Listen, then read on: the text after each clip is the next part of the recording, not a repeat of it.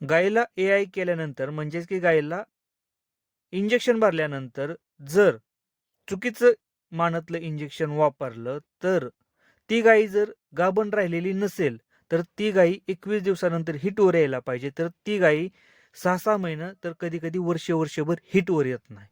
त्याच प्रकारे जरी आली हिटवर, तरी प्रॉब्लेम होतो काय, की गाय रिपीट होते किंवा रिपीट होण्याचं प्रमाण वाढतं त्या गायीमध्ये. आणि कधी-कधी नसलेली पिढा म्हणजेच काय, गायीच्या गर्भाशयात इन्फेक्शनसुद्धा होतं. हे कशामुळं? चुकीच्या इंजेक्शनाचा वापर केल्यामुळे. तर ते इंजेक्शन आपण बघणार आहे, की कोणतं इंजेक्शन चुकीचं वापरलं जातं. त्यासाठी व्हिडिओ हा शेवटपर्यंत बघा. व्हिडिओ जर आवडला तर लाईक करा. चॅनलवरती नवीन असेल तर चॅनलला सबस्क्राईब करायला विसरू नका. मित्रांनो, एक गोष्ट लक्षात असू द्या, की दूध व्यवसाय जर करायचा असेल ना, तर थोडक्यात इंजेक्शनांची माहिती असणं आपल्याला गरजेचं आहे. आणि त्याचबरोबर आपल्याला 2 गोष्टी माहिती असणं गरजेचं आहे गायीच्या बाबतीत. एक तर गायीचं गर्भाशय म्हणजे रिप्रोडक्टिव्ह सिस्टीम आणि दुसरं म्हणजे गायीचं मिल्किंग सिस्टीम. ह्या 2 जर सिस्टीम आपल्याला जर समजल्या ना, तर तुम्ही दूध व्यवसायामध्ये सक्सेसफुल होणार आहे. सगळ्यात महत्त्वाची रिप्रोडक्टिव्ह सिस्टीम म्हणजेच काय, की गायीचं गर्भाशय आणि त्याबाबतच्या समस्या. जे की काही गाय हिटवर येत नाही. जर हिटवर आली तर रिपीट होते. गायीच्या गर्भाशयात इन्फेक्शन, गाय हिटवर न येण्याची कारणे, ह्या गोष्टी आपल्याला समजून घेणं गरजेचं असतं. आणि त्याच गोष्टी आपण आपल्या YouTubeच्या माध्यमातून सांगतोय किंवा सांगण्याचं काम करतोय. थोडक्यात सांगतो, की गर्भाशय कशाप्रकारे काम करतं. गर्भाशय हे 2 पार्टमध्ये असते. एक गर्भाशय आपण म्हणतो जिथं वासरू तयार होतं आणि दुसरं की त्याच्या शेजारी असणारी ओव्हरी म्हणजे गायीच्या जे अंड निघतं ते ओव्हरी असतात मित्रांनो. तर ते सगळ्यात महत्त्वाचं काम काय असतं, की ओव्हरीमधून जे अंड निघतं, ज्या टायमिंगला हीटवर गाय येते त्या टायमिंगला ओव्हरीमधून अंड निघतं आणि ते येतं फॉलोपियन ट्यूबमध्ये. गर्भाशय आणि ओव्हरीला जोडणारी नळी म्हणजे फॉलोपियन ट्यूब ह्याच्यामध्ये येतं. आणि ज्या टायमिंगला आपण ए-आय करतो म्हणजे स्पर्म टाकतो कृत्रिमरित्या ए-आय गनच्या माध्यमातून, त्या टायमिंगला ते फलीकृत होतं म्हणजे त्यांचं मिलन होतं कुठं? फॉलोपियन ट्यूबमध्ये आणि इथं तयार होतं भ्रूण. त्यालाच आपण काय म्हणतो? वासरू बारकं. आणि ते कधी येतं? ते गर्भाशयात येतं. आता सगळ्यात महत्त्वाचा रोल काय आहे गर्भाशयात आल्यानंतर? गर्भाशयाचं प्रोटेक्शन करणं. आता तिथं काम कोण करतं? तिथं काम करतात हार्मोन्स. वेगवेगळ्या प्रकारचा हार्मोन्स असतात, की ते गर्भाशय टिकवण्याचं काम करतात.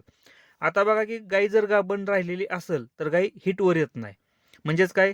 गाय हिटवर येण्याचं हार्मोन्स हे बंद केलं जातं. मग त्यासाठी प्रोजेस्टेरॉन हार्मोन्स हा सगळ्यात महत्त्वाचा असतो, की जो 2 कामं करतो, की गायीला हिटवर येऊ देत नाही आणि दुसरं काम काय करतो, की गायीला जे गायीचं गर्भाशय आहे ते प्रोटेक्शन करण्याचं काम करतो. म्हणजेच काय? गायीची पिशवीचं तोंड हे ओपन असतं ना, म्हणजे ज्या टायमिंगला हिटवर येते ते बंद ठेवण्याचं काम म्हणजेच की गायीचं पिशवीचं प्रोटेक्शन करण्याचं काम करतं. 2 प्रकारे काम करतं. एक तर हिटवर येऊ देत नाही आणि दुसरी गोष्ट म्हणजे काय, की गायीचं अबॉर्शन होऊ देत नाही. म्हणजे प्रोटेक्शन करतं.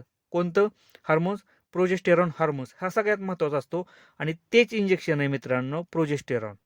हे सगळ्यात महत्त्वाचं आहे.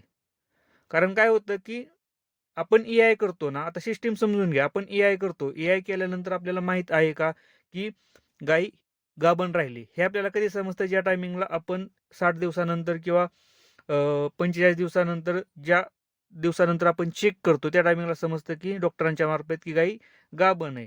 म्हणजे त्यानंतर आपल्याला त्या इंजेक्शनाचा वापर करायचा आहे. पण आता काय होतंय, की आपल्या गोठ्यामध्ये, की गायीला ए-आय केल्यानंतर डायरेक्ट प्रोजेस्टेरॉन हार्मोनचं इंजेक्शन दिलं जातंय. यामुळे काय होतं, की गायीची हिट सायकल बंद होते. समजा जर गाय गाभण राहिलेली असेल त्या इंजेक्शनानं, तर चांगली गोष्ट आहे मित्रांनो. पण ती गाय गाभण राहिलेली नसेल, तर काय होतं, की गायीच्या बॉडीमध्ये प्रोजेस्टेरॉन हार्मोन्स हे पातळी वाढली जाते.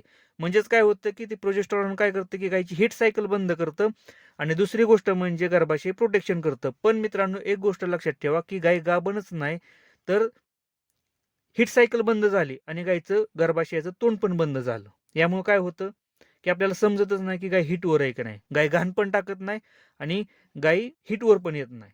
आपल्याला काय वाटतं, की गाय हिटवर आहे. आपण 2 महिने, 3 महिने वाट बघतो आणि चेक करतो डॉक्टरांकडून. त्या टायमिंगला समजतं, की गाय खाली निघाली. हे बऱ्याचशा टायमिंगला गोठ्यामध्ये झालंय आणि होतंय. हे कशामुळे मित्रांनो, की ते एक चुकीचं इंजेक्शन वापरल्यामुळे. तिथं आपल्याला गायनारीचा वापर करायचा असतो. पण आपण काय करतो मित्रांनो, हे चुकीचं इंजेक्शन वापरतो किंवा फॉस्फरसचं सुद्धा इंजेक्शन दिलं जातं. पण हे आपल्याला प्रोजेस्टेरॉन हार्मोन्स दिलं जातं त्या गायीला आणि यामुळे काय होतं, की गायीची हीट सायकल बंद होते आणि गायीचं गर्भाशयाचं तोंड सुद्धा बंद होतं त्या इंजेक्शनामुळं. आणि यामुळे मित्रांनो काय होतं की आपली गाय 3 महिने 6 महिने कधी कधी वर्षभर हिटवर येत नाही. म्हणून एक गोष्ट लक्षात असू द्या की दूध व्यवसाय जर करायचा असेल तर आपल्याला गायची रिप्रोडक्टिव्ह सिस्टीम म्हणजेच की गायच्या गर्भाशयाविषयी माहिती, कोणतं हार्मोन्स कशा प्रकारे काम करतात आणि हार्मोनल्स इंजेक्शन कोणती आहेत आणि कधी वापरायचे असतात हे आपल्याला माहीत असणं खूप गरजेचं आहे. गायीचं अंड जर निघत नसेल ओव्हेरीमधून तर त्यासाठी इंजेक्शन असतं मित्रांनो, ते दिलं जातं EI केल्यानंतर. गायनारिच त्याचं नाव आहे. बरेचसे इंजेक्शन आहेत पण एक आहे. तर मित्रांनो त्या इंजेक्शनाचा वापर त्या टायमिंगला केला जातो. ह्या गोष्टी जर आपल्याला जर माहीत असतील ना तर आपल्या गोठ्यामध्ये हा प्रॉब्लेम येणार नाही आणि आपल्या गोठ्यामधल्या गायी ह्या खाली राहणार नाही त्या. म्हणून आपल्याला थोडक्यात इंजेक्शनांची माहिती असणं थोडक्यात खूप महत्त्वाचं आहे आणि तेच आपण आपल्या चॅनलच्या माध्यमातून काम करतोय की इंजेक्शनांची माहिती मित्रांनो सगळ्यात महत्त्वाचं आहे. जर तुम्हाला जर इंजेक्शनांची माहिती जर नसेल ना तर दूध व्यवसाय हा खूप कठीण जातो करणं. कारण साधी सिंपल असतात, सोपी इंजेक्शन असतात, अशी काही अवघड नाही ते मित्रांनो. रिप्रोडक्टिव्ह सिस्टीम ही अवघड नाही.